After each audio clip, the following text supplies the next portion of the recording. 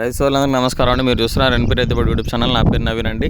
పత్తి పంట నాశించి నష్టపరిచే వాటిలో ప్రముఖమైనది గులాబీ రంగు పురుగు అండి. గులాబీ రంగు పురుగు అనేది పత్తి విత్తన 45-50 రోజుల నుంచి మొదలు పెడితే పత్తి తీత వరకు మనకు పంటకు నష్టాన్ని చేకూరుస్తుంది. కాబట్టి గులాబీ రంగు పురుగు లక్షణాలు ఏంటి, గులాబీ రంగు పురుగును ఏ విధంగా నివారించాలని ఈ వీడియోలో చూద్దామండి. గులాబీ రంగు పురుగును కాయతొలుచు పురుగు అని కూడా అంటారు. గులాబీ రంగు పురుగు అనేది లేత కొమ్మల మీద, లేత ఆకుల మీద, లేత కాయల మీద, లేత పూ మొగ్గల మీద గుడ్లు పెడుతుందండి.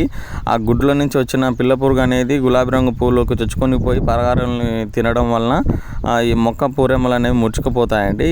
ఈ విధంగా ఈ గులాబీ రంగు పురుగు అనేది గుడ్డు దశ నుంచి లార్వా దశ నుంచి కోశాస్త్ర దశ నుంచి గులాబీ రంగు పురుగుకు చేరుకొని పంటకు నష్టాన్ని చేకూరుస్తుందండి. కాబట్టి వీటికి సరైన మందులు పిచికారీ చేయడం వల్ల వీటిని నివారించవచ్చండి.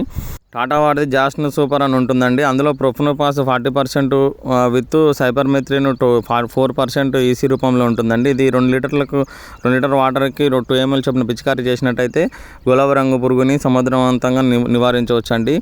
మొదటి కాత తర్వాత ఏమవుతుందంటే దీని గులాబీ రంగు ఉధృతి అనేది చాలా విపరీతంగా పెరిగిపోతుంది. కాబట్టి మొదటి కాత తర్వాత సింజంట వాళ్ళది యాంప్లిగో పిచికారీ చేయాలండి. దాంట్లో క్లోరంతనిలిప్రోల్ 10% విత్ లాంబ్డా సయాలోత్రిన్ 5% జెర్సీ రూపంలో ఉంటుందండి.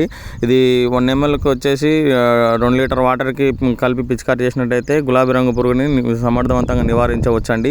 ఎందుకు యాంప్లిగో అనేది మనము చెప్తున్నానంటే, యాంప్లిగోతో పోలిస్తే వేరే బ్రాండ్లు మనం పోల్చినట్లయితే అందులో క్లోరంతనిలిప్రోల్ 10% కంటే తక్కువ ఉంటుంది. లాంబ్డా సయాలోత్రిన్ అనేది 5% కంటే తక్కువ ఉంటుంది. కాబట్టి ఇందులో బరాబరు 10% 5% మంచిగా ఉంది. కాబట్టి గులాబీ రంగు పురుగు అనేది ఖచ్చితంగా సమర్థంగా నివారించబడుతుంది. కాబట్టి నేను చెప్పడం జరుగుతుందండి. ఈ జాస్న్ సూపర్, యాంప్లిగో అనేవి ఈ గులాబీ రంగు పురుగు ఒకటే కాకుండా తెల్లదోమ, పచ్చదోమ, పేనుబంక, తామర పురుగును కూడా సమర్థవంతంగా నివారించబడుతుందండి.